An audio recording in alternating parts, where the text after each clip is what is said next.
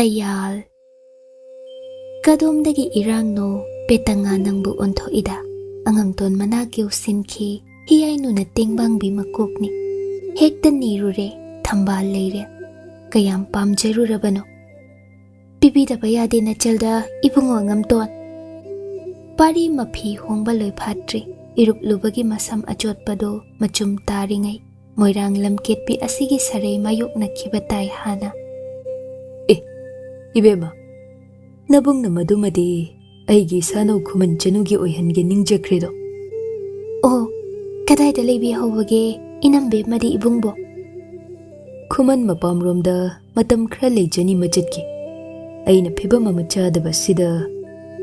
Yamna phaido. Ado inambe makhut yaudringaida nachalgi makada kwaraw nung kharadi thamjageba. Mitna khak yengjage leirelbo.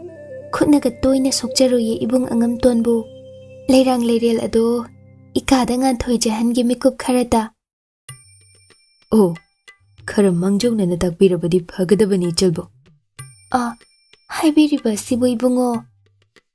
Aina inay angom amada khutsin na jakre. Kuman kolup mabe mama khut yohanko. Leirel ado soifade mabe mama kada thillu hain. Phana sangna chalamlani ni inay ado. Oh, ado irabadi kidawrugani do. Iray bakinini ibungo angamton. Ichalgi adagi henba ma aina soidana thige ko. Mathang salakpa leireldi nangi oijo. Aina hekpige. Phagani ibungo. Petanga upay leita thorai. Hiyay nuna chirol tawi. Asuk thuna oida paring. Ibema soidana lotchandun thamlamgani leirel ado. Natraga chadhankiba ibungogi angomanay ado tanahanduna. Hay, munduna mipot ado, oigataba petanga nati. Makot na pihangani. Mathang salakpa leirel di, ay gini machil na haizakre. Leirel sinahangani. Angamton thamoy susatuna, lahogani adoy kanda. O, mazay bema, ado magnaning thungbiyu ko. Petanga penda na chatki, hauziktagi kalakpa phawki. Angamton taloy kuman chanu maramda, potha wahang kaya. Hiyay nuda hangba hawkre. Hiyay nuna khawang chenduna laikay mache mandol singdagi angamton taloy gi maramda chinbaw kaya khomba hauze. Numidangda angom aronay amana chebaw ama pari maphamda lona sinarare. Manay watte. Angom sakti watte moirangda sairang jadunasu. Lona sinkiba thawrang pumba soiraktri. Pari chingnari. Magi apokpi leimana mabu angomdagi tanthoklakpagi maram mabu thaiduna moirang ma cycle da thamlakpan ningthemna sokpa ngamdanabagi mada natte hemabu supuduna chatkinabagi ayaba masu apokpina maphamda loina halakpadi khomdon bina macha phizigi mani asi mamau achanbi asi ningthemna sokngam loidaba maphamda sausinnaduna thairaklibra soiroiko chibau kana su uhanda parina pai Athengba thabal mangal lakta. Thongnawdagi phawsil laktuna mangalduna pungan ngalhali. Chebaw irakpadugi masak maming taglakte. Khui ubada makhangi kanagino haiba parinadi. Yawgadaba maphamda thungli. Shigi waganu na ashoy angam yawdri. Paw asi khara thingdokri. Nungayba paw masu leiri. Nasa laktuna mayingjaru simadi. Haidokpada pamuri mabung aina. Maraibak thirabi aigi chalgi mapawn. Loinana nangbu thoidokpa tawdrabra. Ikhutna thangthilambado. Ai lepham khangtri. Chebaw thuna halo. Aigi maraibak thiraba apokpi budi nangna cheksina senadaba yadi. Yambungna kari tawrakpa ai kire do tasing. Loisel naada yektaba oy. Ichalgi wagan mabung aina kupsen senari. Aina hinglingai Nangi tampayay abisak asibudi kanana lakjaba matik nati. Sita magkaugan. Lushili. Mabu thangthilamba mataw kuman thembagi mapawni. Kari yanaba leikiduna pari masana yana thembana thangna thilhalambano. Aduga magi yaibu sinakibano. Nena tari che adu mainungda hunsilli. Atay uhankiba yaba natte. Loinana thuna chebaw ama iraga. Thazaba angom manay ama kauduna sinakre. Kasar yawhan ko haina Manay Lanmina mabungo yathang puduna ahing mamayda moirang leibak thadokhi. Adubu laibak thibadi kanana suma khangdre. Lanmi adu maraibak thikre. Lamak hangda yeknaba mayok nakre. Ningthem manay konung Lanmina hingpha phakre. Lotuna purakhiba parigi chebau munkre. Mabungo ningthem makhutta sinakre. Hangdoktuna parigi chebau adu ningthemna langtaknana parui. Asumna iriba. Yamna parina pautaba. Chiksina lay. Nang wagan. Maram amatagi. Ay thuna laki khal. Lakshu lakani. Nang disida lakpa yadraban. Taha apambana hilhanduna lakpadedo. Maphamsida lehoba nangi ima paba. Aygisu ima pabani. Makhoi soi ngamdan layri. Ayna senari. Waran wishi mahoigida magtadi. Aduga aygi maraibak thirabi yai. Najal adugi nungaiba pao ado. Ay ngay ngamdi. Pare, ngay ragi.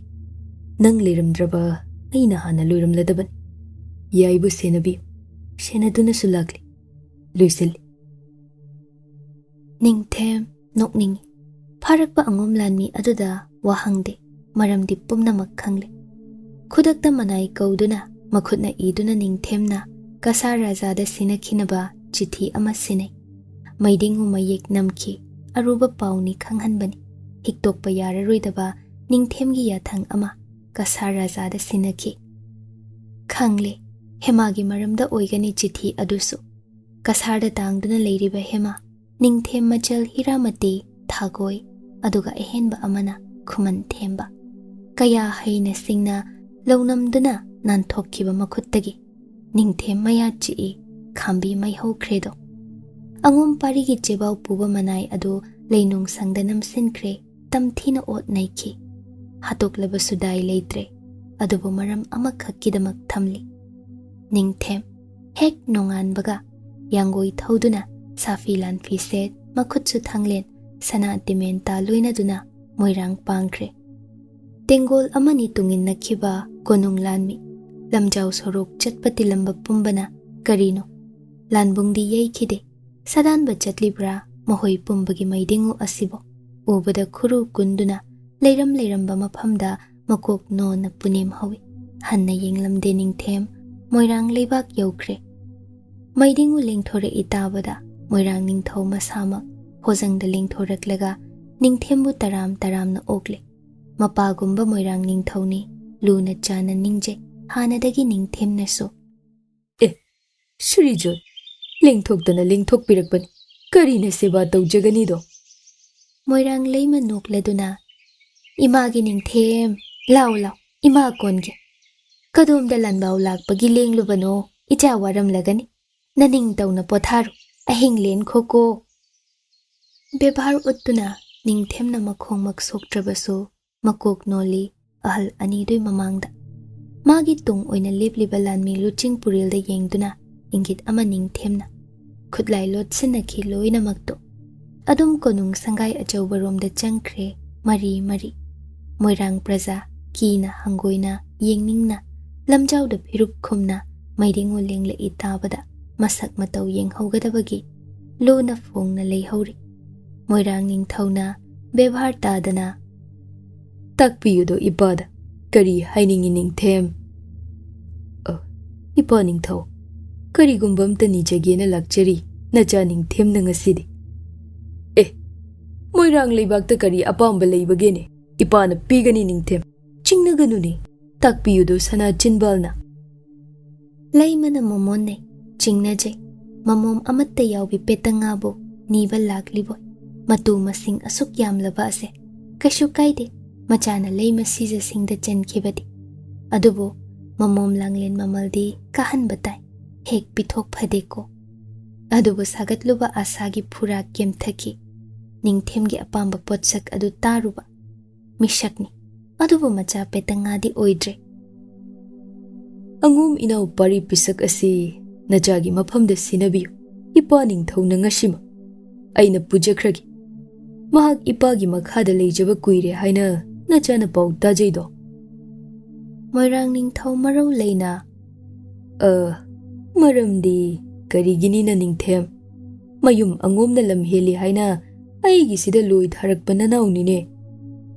ꯃꯔꯝ ꯍꯥꯏꯕꯕꯨ ꯏꯄꯥ ꯅꯤꯡꯊꯧ ꯂꯝꯍꯦꯟꯕ ꯃꯥꯕꯨ ꯃꯌꯥꯝꯕꯨꯡ ꯑꯩꯅ ꯋꯥꯔꯛꯆꯒꯦ. ꯃꯁꯤ ꯑꯩꯒꯤ ꯆꯥꯟꯅꯔꯕ ꯏꯇꯥꯎ ꯑꯉꯣꯝ ꯑꯉꯝꯍꯜ ꯂꯟꯆꯦꯟꯕꯒꯤꯁꯨ ꯑꯄꯥꯝꯕꯅꯤꯗꯣ. ꯃꯥꯅ ꯋꯥꯔꯛꯄ ꯉꯝꯗ꯭ꯔꯕ ꯑꯩꯈꯣꯏꯒꯤ ꯏꯅꯥꯎ ꯅꯆꯥꯅ ꯋꯥꯔꯛꯆꯔꯨꯕ ꯇꯥꯏꯗꯣ. ꯑꯣ, ꯃꯥꯅ ꯂꯝ ꯍꯦꯜꯂꯝꯕꯒꯤ ꯃꯔꯝꯗꯤ ꯀꯔꯤꯒꯤꯅꯣ? ꯏꯄꯥꯗ ಶ್ರೀꯖꯨꯠꯅ ꯇꯥꯛꯄꯤꯌꯨꯅꯦ. ꯍꯥꯏꯖꯒꯦ, ꯃꯥꯒꯤ ꯃꯔꯥꯜ ꯍꯥꯏꯕꯕꯨ ꯏꯇꯨꯡꯗꯁꯨ ꯃꯁꯥꯒꯤ ꯑꯉꯣꯝ ꯃꯇꯨꯡꯗꯁꯨ ꯂꯥꯜ ꯍꯧꯗꯨꯅ ꯀꯣꯅꯨꯡ ꯁꯦꯝꯒꯦ ꯁꯤꯜꯂꯝꯂꯦꯗꯣ. ꯇꯥꯛꯄꯤꯔꯤꯕꯁꯤꯕꯨ ꯅꯤꯡꯊꯦꯝ, ꯑꯩꯕꯨ ꯃꯈꯨꯠꯅ ꯍꯥꯠꯀꯦ ꯊꯋꯥꯏ ꯂꯧꯒꯦ ꯇꯦꯝꯁꯤꯡꯅꯈ꯭ꯔꯦ. ꯀꯅꯥꯅꯗꯤ ꯈꯟꯖ ꯅꯆꯥꯅ ꯏꯅꯥꯎ ꯑꯁꯤ ꯉꯥꯛꯄꯤꯕꯅꯤ. ꯁꯤꯟꯅꯕꯤꯌꯨ ꯏꯄꯥ ꯅꯤꯡꯊꯧ ꯄꯥꯔꯤ ꯄꯤꯁꯛꯄꯨ ꯏꯈꯨꯠꯇ. ꯏꯅꯥꯎꯅꯤ ꯈꯟ ꯀꯅꯥ ꯈꯪꯍꯟꯗ ꯈꯔꯇꯃꯛ ꯋꯥꯔꯛꯆꯔꯨꯒꯦꯗꯣ. ꯃꯣꯏꯔꯥꯡ ꯅꯤꯡꯊꯧ ꯅꯤꯡꯊꯦꯝ ꯄꯥꯔꯤ ꯑꯅꯤꯒꯤ ꯃꯔꯛꯇ ꯃꯅꯨꯡꯗ ꯀꯣꯠꯂꯤꯕ ꯀꯣꯠꯆꯤ ꯑꯗꯨ ꯊꯣꯛꯉꯝꯗ꯭ꯔꯦ. ꯑꯗꯨꯕꯨ ꯏꯪꯅ ꯍꯥꯏꯈꯤ, ꯏꯐꯝꯗ ꯆꯪꯖꯔꯛꯂꯕ ꯏꯇꯥꯎ ꯂꯪꯃꯥꯏ ꯅꯤꯡꯊꯧꯅ ꯃꯈꯨꯠꯅ ꯁꯤꯟꯅꯔꯛꯄ ꯏꯆꯥꯒꯨꯝꯕ ꯅꯅꯥꯎꯅꯤꯗꯣ. ꯃꯥꯕꯨ ꯍꯦꯛ ꯑꯩꯅ ꯁꯤꯟꯅ ꯊꯣꯛꯄꯗꯤ ꯂꯩꯕꯥꯛ ꯀꯣꯅꯨꯡ ꯅꯤꯌꯝ ꯁꯣꯏꯒꯅꯤ. ꯊꯋꯥꯏ ꯊꯥꯔꯕꯁꯨ ꯅꯤꯌꯝ ꯊꯨꯒꯥꯏꯕꯗꯤ ꯐꯠꯇꯦꯅꯦ ꯏꯄꯥꯒꯤ ꯅꯤꯡꯊꯦꯝ. ꯏꯄꯥ ꯅꯤꯡꯊꯧ, ꯑꯗꯨ ꯑꯣꯏꯔꯒꯅ ꯏꯅꯥꯎ ꯄꯥꯔꯤ ꯄꯤꯁꯛꯁꯤ ꯃꯇꯝ ꯈꯔ ꯀꯣꯏꯊꯣꯛꯍꯟꯕꯤꯔꯛꯎꯗꯣ ꯑꯩꯒꯤ ꯀꯣꯅꯨꯡ ꯑꯆꯧꯕꯗ. ꯁꯤꯟꯅꯕꯤꯌꯨ ꯅꯤꯖꯔꯔꯣꯏ. ꯁꯨꯞꯅꯇꯒꯤ ꯃꯇꯝ ꯈꯔ ꯏꯅꯥꯎ ꯑꯁꯤ ꯋꯥꯏꯖꯔꯨꯒꯦ ꯍꯥꯏꯖꯕꯕꯨ. ꯐꯩꯅꯦ ꯏꯄꯥꯒꯤ ꯅꯤꯡꯊꯦꯝ ꯑꯗꯨꯃꯁꯨ. ꯑꯗꯨꯕꯨ ꯃꯁꯥꯅ ꯌꯥꯅ ꯊꯨꯅ ꯁꯅꯥ ꯀꯣꯅꯨꯡꯗ ꯂꯥꯛꯍꯟꯖꯒꯦ. ꯑꯗꯨ ꯐꯥꯎꯕꯗꯪꯗꯤ ꯌꯥꯝꯅ ꯐꯩꯗꯣ ꯏꯄꯥ ꯅꯤꯡꯊꯧ. ꯋꯥꯐꯝ ꯑꯃꯅ ꯇꯥꯛꯄꯤꯌꯨ ಶ್ರೀಜುꯠ. ꯑꯩ ꯃꯇꯝ ꯈꯔ ꯂꯣꯛꯇꯥꯛ ꯀꯣꯏꯖꯅꯤꯡꯉꯤ. ꯁꯤꯗ ꯀꯣꯔꯧ ꯈꯔ ꯏꯅꯥꯏꯁꯤꯡꯒ ꯄꯨꯟꯅ ꯁꯩꯗꯥꯡꯖꯒꯦ ꯍꯥꯏꯕꯕꯨ. ꯌꯥꯝꯅ ꯅꯨꯡꯉꯥꯏꯕ ꯂꯥꯏꯕꯛ ꯐꯕ ꯋꯥꯅꯤ. ꯏꯄꯥꯒꯤꯗꯤ ꯂꯥꯏꯕꯛ ꯐꯕꯅꯤꯗꯣ ꯅꯤꯡꯊꯦꯝ. ꯂꯦꯡꯁꯤꯟꯕꯤꯁꯤ ꯁꯪꯒꯥꯏ ꯑꯆꯧꯕꯗ ꯅꯅꯤꯡ ꯇꯧꯕꯤꯌꯨꯗꯣ. ꯄꯥꯔꯤꯕꯨ ꯄꯨꯗꯅꯗꯤ ꯍꯜꯂꯔꯣꯏ ꯈꯟꯈ꯭ꯔꯕ ꯅꯤꯡꯊꯦꯝꯅ ꯃꯔꯩ ꯇꯧꯔꯤꯕ ꯃꯣꯏꯔꯥꯡ ꯅꯤꯡꯊꯧꯅ ꯎꯏ. ꯃꯥꯁꯨ ꯂꯥꯏꯗꯦ. ꯍꯦꯛ ꯁꯤꯟꯅꯔꯣꯏ. ꯆꯪꯖꯔꯛꯂꯕ ꯃꯤꯗꯤ ꯈ꯭ꯋꯥꯏꯗꯒꯤ ꯐꯠꯇ꯭ꯔꯕꯁꯨ ꯑꯣꯏꯁꯅꯨ, ꯃꯥꯅ ꯌꯣꯛꯄꯤꯐꯝ ꯊꯣꯛꯏ. ꯃꯃꯥꯡꯉꯩꯗꯁꯨ ꯋꯥ ꯑꯃ ꯁꯦꯡꯅ ꯇꯥꯈ꯭ꯔꯦ. ꯅꯤꯡꯊꯦꯝ ꯃꯈꯨꯠꯅ ꯑꯉꯣꯝꯗ ꯄꯥꯔꯤꯗ ꯀꯠꯈꯤꯕꯤ ꯇꯥꯂꯣꯏ ꯏꯇꯣꯟ ꯇꯣꯟꯕꯤ ꯈꯨꯃꯟꯆꯅꯨ ꯍꯦꯃꯥꯔꯥꯅꯤ ꯀꯧꯕꯤ. ꯃꯥꯒꯤ ꯃꯔꯝꯒꯤ ꯑꯉꯣꯝꯒ ꯃꯉꯥꯡꯒ ꯃꯔꯤ ꯑꯁꯤ ꯌꯥꯝꯅ ꯐꯠꯅꯈꯤꯗ꯭ꯔꯦ. ꯑꯁꯨꯝ ꯂꯥꯟ ꯍꯧꯅꯕꯒꯤ ꯃꯔꯝ ꯑꯣꯏꯔꯦ. ꯃꯥꯅ ꯃꯔꯛꯇ ꯂꯩꯔꯤꯕꯅꯤ. ꯃꯤꯆꯪ ꯑꯃꯗꯤ ꯆꯪꯐꯝ ꯊꯣꯛꯏ. ꯂꯥꯟ ꯂꯥꯛꯂꯕꯗꯤ ꯑꯔꯨꯕ ꯐꯤꯔꯦꯞꯅꯤ. ꯀꯅꯥꯒꯤ ꯃꯤꯆꯪ ꯑꯣꯏꯒꯗꯧꯔꯤ? ꯃꯣꯏꯔꯥꯡ ꯂꯩꯕꯥꯛ ꯃꯄꯨꯅꯗꯤ. ꯄꯥꯔꯤ ꯃꯌꯥꯝꯕꯨꯡ ꯂꯦꯡꯂꯛꯏ ꯇꯥꯕꯗ ꯕꯦꯕꯥꯔ ꯎꯠꯀꯦ ꯆꯪꯖꯔꯛꯏ. ꯍꯔꯥꯎ ꯍꯔꯥꯎ ꯀꯧꯁꯤꯟꯕꯤ ꯃꯌꯥꯝꯕꯨꯡꯗ ꯃꯀꯣꯛ ꯅꯣꯟꯖꯩ. ꯄꯥꯔꯤ ꯄꯤꯁꯛ, ꯀꯨꯆꯨ ꯀꯨꯃꯦꯟ ꯇꯥꯏꯐꯦꯠ ꯇꯥꯏꯅꯦ. ꯑꯅꯥ ꯂꯣꯏꯅꯔꯨꯕ꯭ꯔꯥ ꯅꯪꯕꯣ? ꯅꯅꯥꯎ ꯀꯩꯁꯨ ꯇꯧꯖꯗꯦꯗꯣ ꯌꯥꯝꯕꯨꯡ. ꯀꯔꯤ ꯇꯧꯔꯨꯕꯒꯤꯅꯣ ꯅꯪꯕꯨ ꯁꯤ ꯇꯥꯅ ꯂꯣꯏ ꯊꯥꯕꯤ ꯍꯥꯏꯅꯔꯤꯕꯁꯦ? ꯑꯩꯒꯤ ꯏꯃꯥ ꯂꯩꯃ ꯑꯄꯣꯛꯄꯤ ꯃꯐꯝꯗ ꯋꯥꯁꯛ ꯉꯥꯛꯄ ꯉꯝꯗꯕ ꯑꯌꯥꯝꯕ ꯑꯣꯏꯖꯔꯨꯕꯒꯤꯅꯤ. ꯀꯔꯤ ꯋꯥꯁꯛꯅꯣꯅꯦ? ꯏꯃꯥ ꯂꯩꯃꯅ ꯑꯩꯕꯨ ꯍꯟꯖꯤꯟꯅ ꯂꯨꯍꯣꯡꯉꯨ ꯇꯥꯛꯄꯤ. ꯅꯅꯥꯎꯅ ꯁꯤꯈꯥꯡ ꯈꯥꯡꯗꯨꯅ ꯌꯥꯖꯔꯨꯗ꯭ꯔꯦꯗꯣ ꯌꯥꯝꯕꯨꯡ. ꯀꯔꯤꯒꯤ ꯌꯥꯗꯦ ꯑꯗꯨꯕꯣ? ꯏꯃꯥꯗ ꯋꯥꯁꯛꯈꯤꯗ꯭ꯔꯤꯉꯩ ꯅꯅꯥꯎꯅ ꯄꯤꯁꯛ ꯄꯤꯛꯂꯤꯀꯥꯟꯗꯒꯤ ꯁꯛꯆꯈꯤꯕ ꯋꯥꯁꯛ ꯑꯃ ꯂꯩꯖꯩꯗꯣ. ꯑꯍꯥꯟꯕ ꯋꯥꯁꯛ ꯉꯥꯛꯅꯕ ꯍꯣꯠꯅꯔꯨꯕꯗ ꯑꯅꯤꯁꯨꯕ ꯋꯥꯁꯛ ꯊꯨꯒꯥꯏꯕ ꯇꯥꯈꯤ. ꯀꯔꯤ ꯋꯥꯁꯛꯅꯣ? ꯑꯅꯤꯃꯛ ꯁꯨꯅ ꯃꯍꯥꯏꯌꯨ ꯇꯥꯁꯤꯗꯣ. ꯑꯍꯥꯟꯕ ꯋꯥꯁꯛ ꯑꯗꯨ ꯌꯥꯝꯕꯨꯡ, ꯑꯩꯒꯤ ꯄꯨꯟꯁꯤꯒꯤ ꯇꯥꯂꯣꯏ ꯑꯃꯇꯃꯛꯀ ꯂꯣꯏꯅꯒꯅꯤ. ꯃꯁꯤꯅꯤ ꯌꯥꯝꯕꯨꯡ. ꯑꯅꯤꯁꯨꯕ ꯋꯥꯁꯛꯅ ꯏꯃꯥ ꯂꯩꯃꯅ ꯑꯄꯥꯝꯕ ꯑꯃ ꯍꯥꯏꯕꯗ ꯅꯅꯥꯎꯅ ꯌꯥꯖꯒꯅꯤ ꯑꯁꯤꯅꯤ. ꯑꯗꯨꯕꯨ ꯑꯄꯣꯛꯄꯤ ꯃꯥꯅ ꯍꯟꯖꯤꯟꯅ ꯂꯨꯍꯣꯡꯉꯨ ꯇꯥꯛꯄꯤꯈꯤꯕ ꯑꯩꯅ ꯉꯥꯛꯄ ꯉꯝꯖꯈꯤꯗ꯭ꯔꯕꯅꯤ. ꯄꯥꯞ ꯆꯦꯜꯂꯕ ꯅꯅꯥꯎꯒꯤ ꯄꯨꯟꯁꯤꯅꯤ. ꯄꯂꯦꯝ ꯃꯐꯝꯗ ꯂꯪꯖꯈ꯭ꯔꯕꯅꯤ. ꯑꯣ, ꯀꯗꯥꯏ? ꯅꯁꯥꯅꯧ ꯈꯨꯃꯟꯆꯅꯨꯗꯤ ꯄꯥꯔꯤ ꯄꯤꯁꯛ. ꯃꯕꯨꯡ ꯑꯣꯏꯕ ꯈꯨꯃꯟ ꯊꯦꯝꯕꯒ ꯂꯣꯏꯅꯅ ꯀꯁꯥꯔꯗ ꯃꯥꯒꯤ ꯑꯄꯣꯛꯄꯤ ꯈꯣꯡꯒꯨꯜ ꯊꯤꯔꯨꯅꯤ ꯂꯦꯡꯖꯈꯤꯗꯣ ꯌꯥꯝꯕꯨꯡ. ꯈꯨꯃꯟ ꯊꯦꯝꯕ ꯍꯥꯏꯕ? ꯑꯍꯣꯏ ꯌꯥꯝꯕꯨꯡ. ꯅꯪꯅ ꯁꯤꯗ ꯀꯩꯗꯧꯔꯤꯕ ꯑꯗꯨꯒ? ꯅꯅꯥꯎꯗꯤ ꯏꯃꯥ ꯂꯩꯃꯒꯤ ꯌꯥꯊꯪ ꯉꯥꯛꯆꯗꯨꯅ ꯊꯥꯗꯣꯛ ꯍꯩꯗꯕꯒꯤ ꯃꯣꯏꯔꯥꯡ ꯑꯁꯤꯗ Silangjaba lakchai leise. Ima leimagi yawa tada maitrabak thadok phadre haina. Phai. Ado pari pisak. Takpiyu to yambung. Kuman thembagi apokpa pokpi ahal anidu mangkre.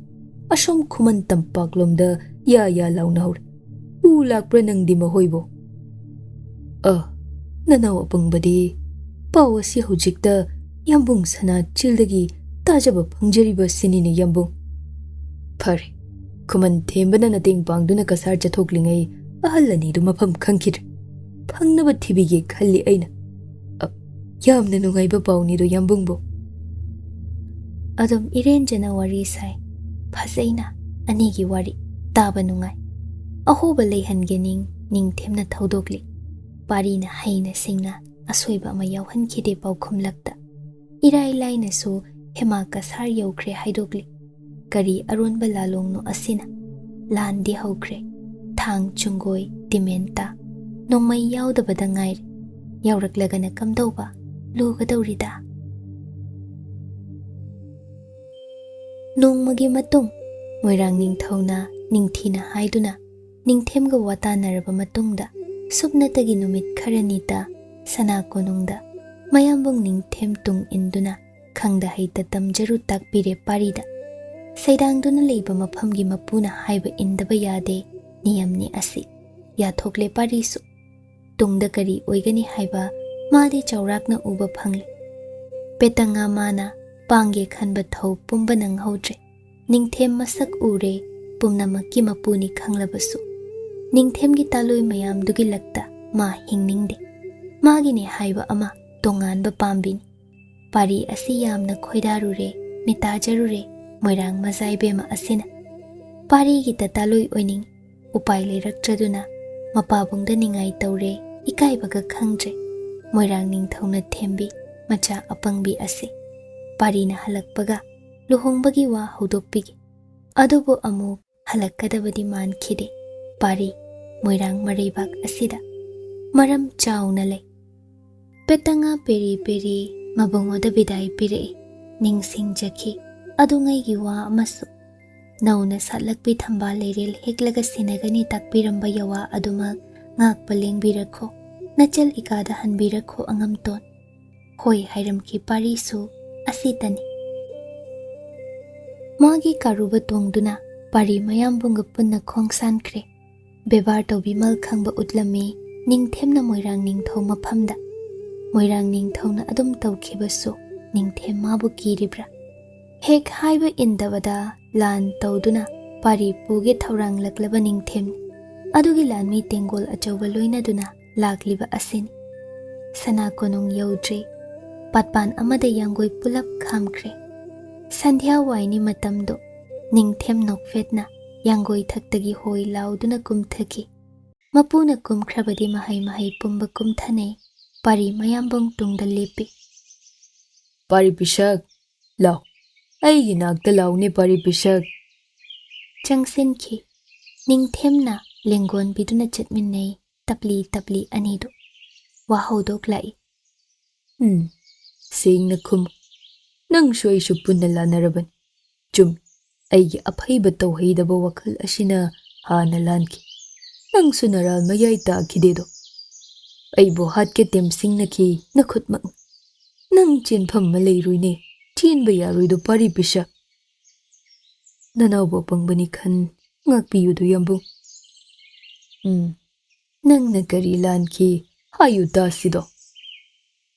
Ahan balan bikiba yambungi maral hana nanaw apangbada takpi WakhaL lausing ojagedo. Ningthem chatlamba leptuna pari pisakta munna yeng. Athokrabi khudul hanjin na paml. Masi khwaidagi chawba aigi iral. Kuman chanu. Matam hamagi aigi ishanaw hemabo nafamdagi hugi khalu. Adubo ay ningthem majani matangna maphamna yadaduna adum sinkido. Ningsing lini pari pisha. Adungay kuman januna nahag thakki andro khulin achawba umanglok nungda nathuay mirel mikawngay. Angom pumbana tolabi mawalang thokpiramba. Hanna yengbiramdaba.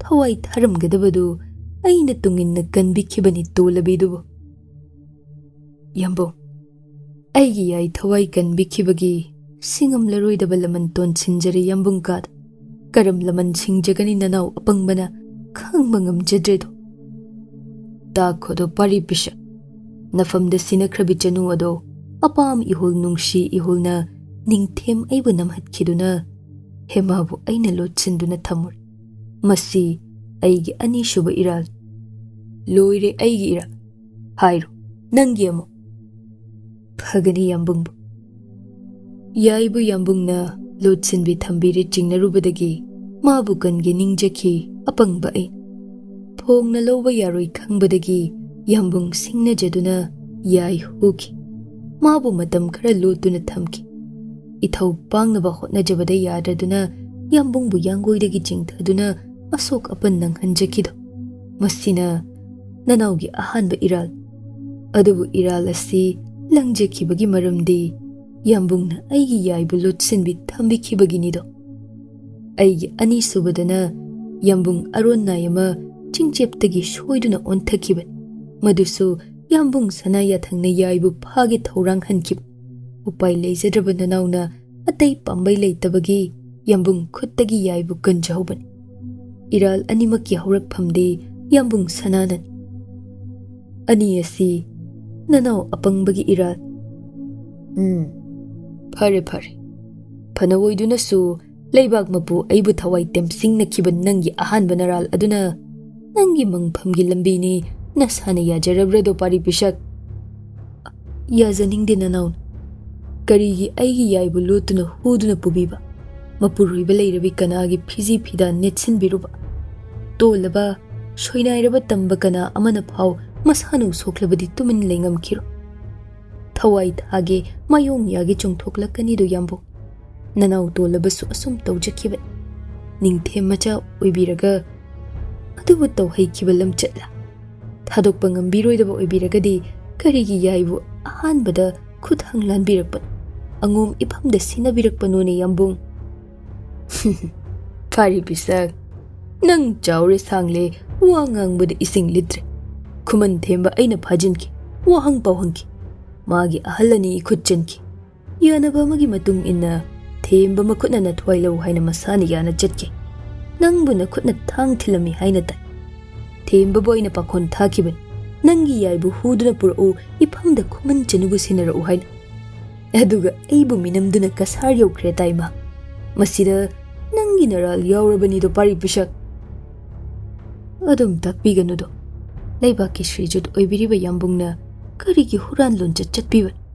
ꯑꯔꯥꯟꯕ ꯂꯝꯕꯤ ꯑꯃ ꯌꯣꯛꯈꯠꯅꯕꯒꯤꯗꯃꯛ ꯑꯩꯒꯤ ꯏꯇꯥꯎ ꯂꯥꯟꯖꯗ꯭ꯔꯕ ꯊꯦꯝꯕꯗ ꯅꯠꯇ ꯑꯍꯜ ꯑꯅꯤꯕꯨꯁꯨ ꯐꯥꯖꯤꯟ ꯄꯨꯟꯁꯤꯟ ꯃꯉꯛꯇ ꯊꯥꯡ ꯅꯝꯗꯨꯅ ꯀꯤꯍꯟꯕꯤꯕ꯫ ꯏꯇꯥꯎ ꯃꯥꯅ ꯂꯥꯛꯇꯨꯅ ꯁꯦꯡꯅ ꯍꯥꯏꯈꯤ ꯄꯨꯝꯅꯃꯛ꯫ ꯌꯥꯅꯕꯒꯤ ꯃꯇꯨꯡ ꯏꯟꯅ ꯏꯐꯝꯗ ꯌꯥꯝꯕꯨꯡ ꯌꯥꯊꯪ ꯉꯥꯛꯆ ꯊꯥꯡꯅ ꯊꯤꯟꯍꯟꯖꯈꯤ꯫ ꯃꯥ ꯍꯥꯏꯕ ꯏꯟꯈꯤ ꯌꯥꯝꯕꯨꯡꯒꯤ꯫ ꯑꯗꯨꯕꯨ ꯑꯇꯣꯞꯄꯒꯤ ꯇꯥꯂꯣꯏꯕꯨ ꯐꯥꯗꯨꯅ ꯁꯤꯟꯅꯕꯒꯤ ꯙꯔꯃꯗꯨꯒꯤ ꯋꯥꯡꯃꯗꯒꯤ ꯈꯥꯡꯕꯒꯤ ꯎꯄꯥꯏ ꯂꯩꯇ꯭ꯔꯕ ꯏꯇꯥꯎꯅ ꯃꯆꯜꯕꯨ ꯄꯨꯍꯟꯈꯤꯕꯅꯤ꯫ ꯊꯥꯡ ꯊꯤꯟꯗ꯭ꯔꯤꯉꯩ ꯋꯥꯐꯝ ꯑꯁꯤ ꯑꯩꯈꯣꯏ ꯑꯅꯤꯅ ꯌꯥꯅꯈꯤ꯫ ꯏꯇꯥꯎ ꯊꯦꯝꯕꯅ ꯌꯥꯝꯕꯨꯡ ꯌꯥꯊꯪ ꯉꯥꯛꯂꯝꯃꯤꯗꯣ ꯃꯥ ꯂꯥꯟꯈꯤꯗꯦ꯫ ꯑꯩꯕꯨ ꯊꯥꯡꯅ ꯊꯤꯜꯂꯝꯂꯤꯕꯗꯨꯅ ꯁꯥꯈꯤꯅꯤ꯫ ꯊꯦꯝꯕꯒꯤ ꯏꯃꯥ ꯄꯥꯕꯕꯨ ꯐꯥꯖꯤꯟꯈꯤꯕ, ꯏꯇꯥꯎ ꯊꯦꯝꯕꯕꯨ ꯐꯥꯖꯤꯟꯈꯤꯕ, ꯇꯧꯍꯩꯗꯕ ꯇꯧꯍꯟꯈꯤꯕ, ꯃꯇꯥꯎ ꯑꯩꯕꯨ ꯃꯈꯨꯠꯅ ꯍꯥꯠꯍꯟꯒꯦ ꯁꯤꯟꯈꯤꯕ, ꯃꯁꯤꯅ ꯌꯥꯝꯕꯨꯡꯒꯤ ꯑꯍꯨꯝꯁꯨꯕ ꯃꯔꯥꯜ꯫ ꯌꯥꯝꯕꯨꯡ ꯆꯦꯟꯕꯤꯒꯗ꯭ꯔꯥ?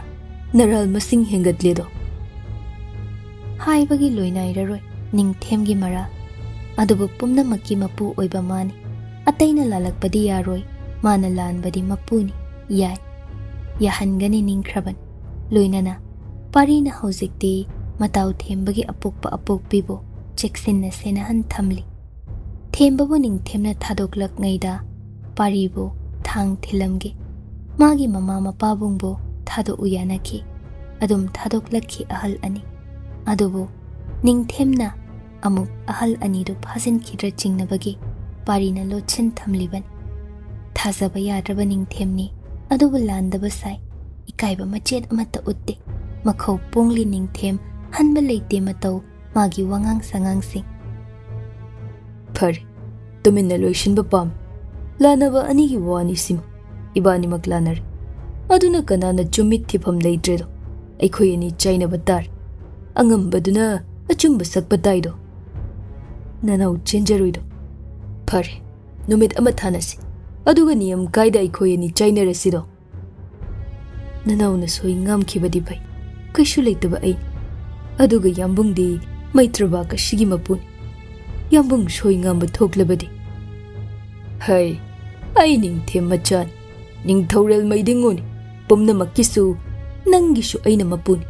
Aina hai kradi loir. Ai ki de pari pisha. Nangbu kirabrane. Nanau chenjaruido. Laibak phaba angum sagai iseng oijarubana. Nanau gi ishada akiba haiba makangjadrido. Phare pari pisha. Nangina yai. Aigina ikhutna maraibak thian bikrabi. Kuman chanu mayaina. Ashum tawkibani yambungsu. Hainariba aduni. Nungshibada niyam leite. Lan phamda niyam leite. Jingnanusi. Khoida ajaba inauni nangdi phamda. Itaw Lanchenbagi yetki bambum oiba. Lau. Lengonge yambungna. Lau pari pisha. Anidu lengonai. Ningthau macha ama oibagi haunabi. Yanarudrabasu. Adum chamna yasinai. Chainabadi soiraroi. Amadi soidana. Thawai tharanido. Lama khangdagi sana konung yoruda pari tanna moirang lebak tahalei.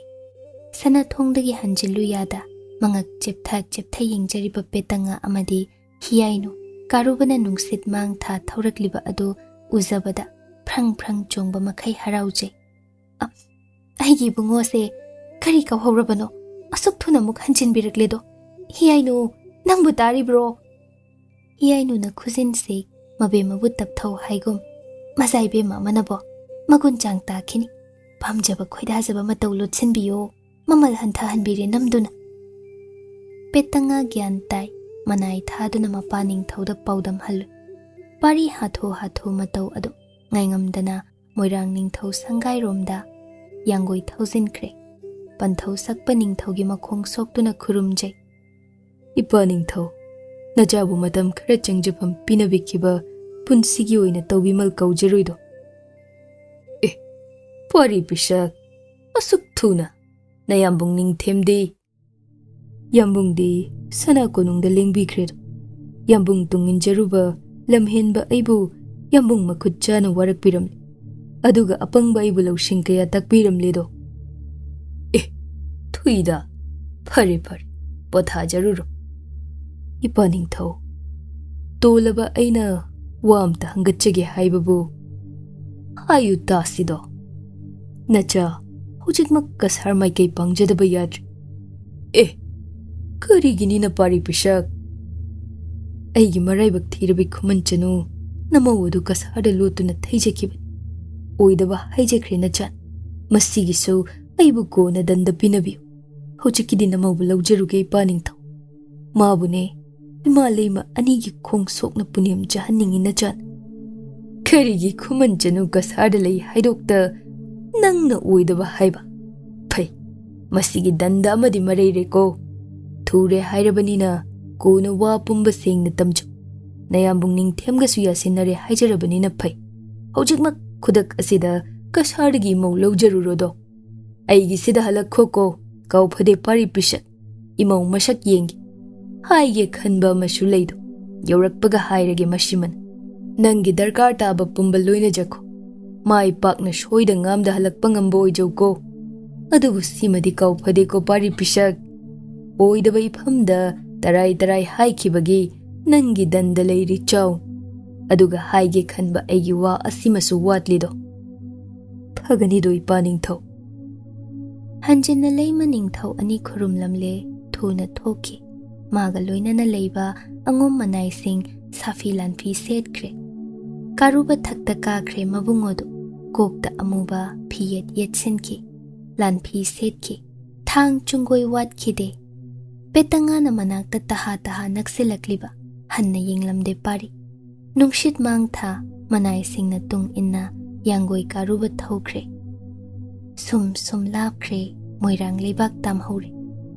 Kaungamdana phisi da kisi chet na kisin purakli. Nongma hekiba thamba leirel ado. ikang kangsilabasu pari momonay. Mutlamday thawmayna mushi ngalibra. Natraga maybra hawhanba ngamgadawba mayrik macha amana mutli chaklibra. Insilli malangna. Thawgatluda sajawton nasanaw khongul lirudo. Thawgatluda sajawton.